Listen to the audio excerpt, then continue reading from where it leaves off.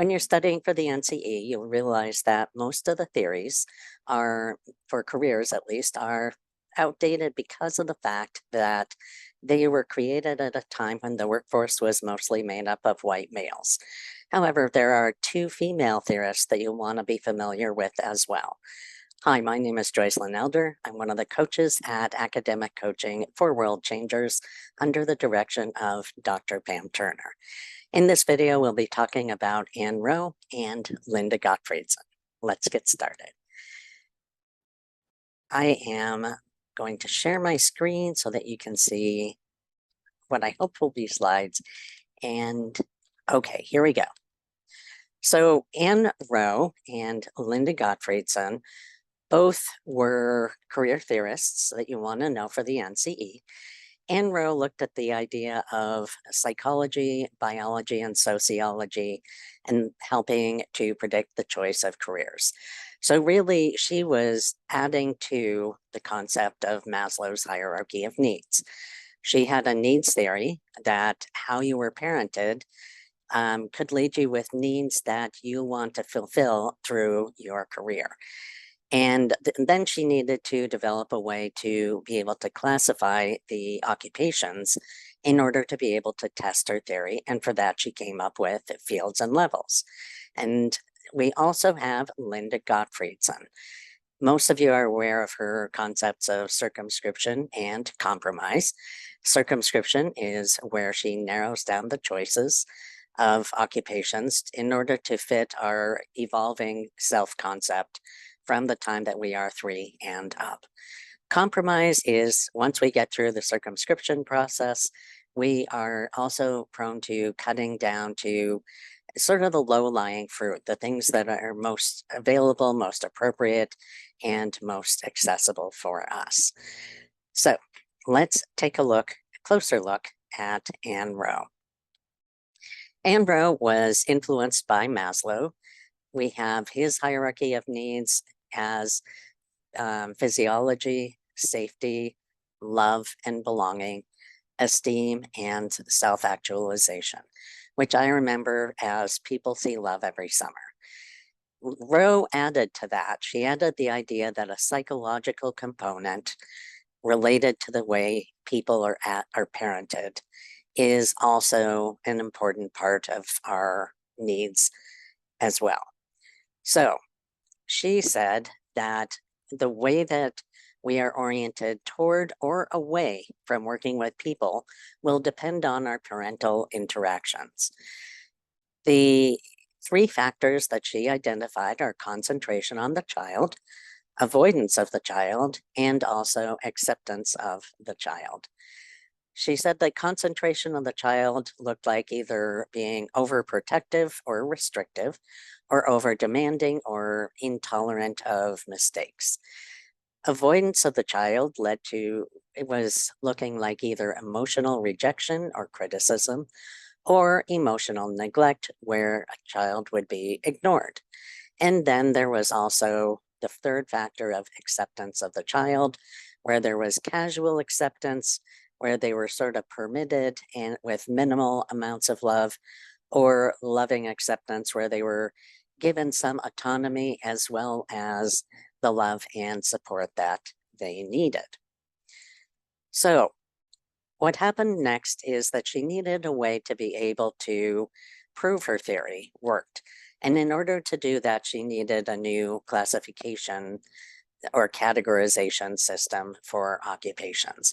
And for that, she came up with fields and levels. Levels are what we do. Fields are where we do it. So there are 6 levels: the professional and managerial at a very high level, professional and managerial at more of a mid-level, semi-professional and managerial, skilled, semi-skilled, and also unskilled. So from highest to lowest, there are 6 categories there. Then there are the fields. She broke it down even more. I've seen all sorts of different images for how this could appear, but I don't think that you're going to need to know it in as much detail as that. And I'd rather put it in a little simpler way that will be more applicable for you while you're studying for the NCE. So there are also 8 fields or places that you might choose to work. And for those, we had organization, technology, outdoor, and science fields that she said oriented toward things. Although with the organization, that I think could also go under orientation toward people. I've seen different sources that put it in different ways. But generally speaking, orientation toward people would lead the people that were interested in working toward people or interested in working with people. That would involve business contact, service, arts and entertainment, or general cultural fields. So that is Anne Roe. It's interesting that she talked about orientation because the next person, Linda Gottfredson, did the same thing. She started out with her concept of circumscription and also compromise. We already talked about the fact that circumscription is where, as our concept of self develops, we're ruling out the occupations that are unacceptable for that. And compromise is where we're cutting down the remaining options in favor of the low-lying or more easily accessible options, not according to what we think would be our dreams or our ideals. So let's take a look at that. For those of you who are more auditory, this slide will probably be enough for you, but I am going to show more slides just to make it a little bit more graphic or pictorial and help you with the concept, because I think that it clarifies some of these a little bit better for you. So between the ages of 3 and 5, up until the age of 3 and 5, I should say, we have so-called the world is our oysters. We have any number of options for occupations. But then about the age of 3, between the ages of 3 and 5, we start realizing that a little bit more about work. We have more awareness of what it is. So at this point, we're still very concrete thinkers. So we're looking at size and power. And that makes some sense because at that age, we're looking up at people's belt buckles and going, wow, you're really big and tall. And I want to be like you, Daddy. And that's at least what this little boy that this hypothetical boy that we're working with is thinking between the ages of 3 and 5. So what he's done is he's narrowed down his options based on size and power. And by the time he's done ruling them out, we're left with everything in the blue rectangle. So everything in white has been ruled out because it doesn't fit his self-concept with respect to his size and his power. Between the ages of 6 to 8, he is sitting in class with other girls and going, ew, girl cooties, I don't want to be like you when I grow up. And so it makes sense that at this age, he is ruling out the things that he thinks are, well, they're too girly. And so everything in pink is being ruled out because of that. But hey, we still have everything in this blue rectangle that we could choose from. Then between the ages of 9 and 13, we start to have a better concept of social valuation. So everything from our family to our friends, our peers, our community, we start to get some general ideas that some positions just aren't good enough.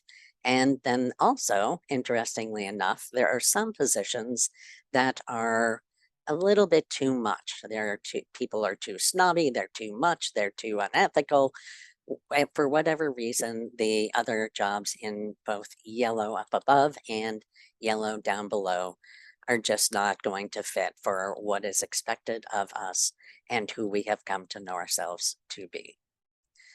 Then at the age of 14 and up, according to Erickson, we also are going through the psychosocial crisis of between identity and role confusion. And so it makes sense that from 14 and up, we're getting a better orientation according to what has become our internal unique self.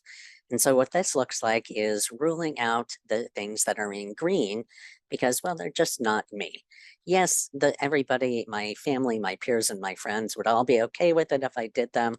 But, I'm just not I don't want to be in business administration. And I don't really want to do these things or these other things for whatever reason either.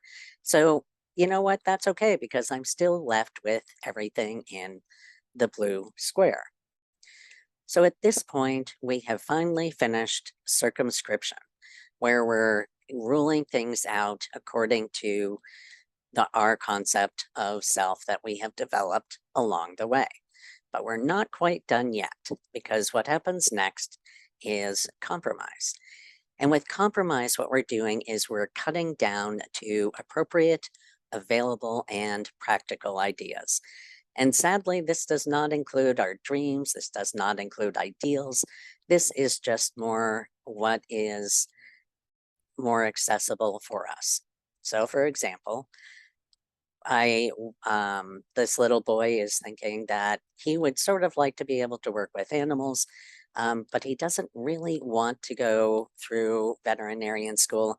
It's going to be a lot of money. It's going to be a lot of work. There's too much of an investment required, and he's not really sure that he's got good enough grades to be able to pull it off either.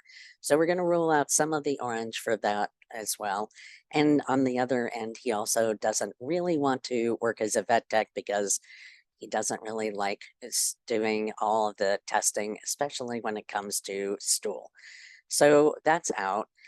He also is going to rule out his childhood dream of going and working in the Midwest as a cowboy because he grew up in Boston after all. What does he know about that, right? And so you can see how his world of occupations has gotten smaller and smaller according to the concept of things that are unacceptable options based on his evolving concept of self and also what is unavailable, inappropriate, or impractical. So that is a quick video on both Anne Roe and Linda Gottfredson. We talked about Anne Roe's needs theory and the way she tested it with fields and levels. What happened with her research, interestingly, is that the needs theory did not end up panning out, but she was still classified as a needs-based theorist along with Robert Hoppuck. And however, even though that did not stick, her concept of fields and levels did stick. Linda Gottfredson, we covered circumscription, excuse me, as well as compromise. This is your short video on both Anne Roe and Linda Gottfredson. Thanks so much for watching. If you enjoyed this video, you can reach us at drpam2020@gmail.com for any further assistance we can provide. Make it a great day.